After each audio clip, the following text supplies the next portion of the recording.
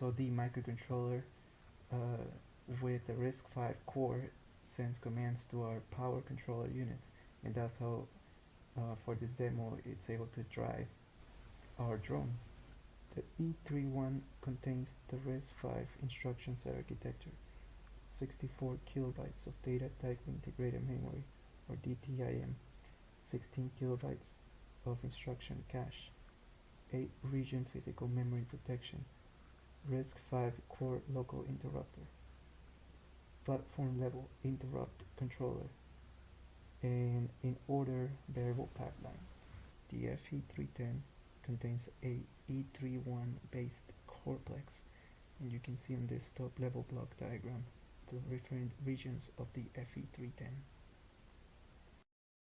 Here's a demo of how the Hi-Fi 1 communicates to my drone, and this is done demonstrating that this motor will communicate once I instruct it to do so. So 3, 2, 1.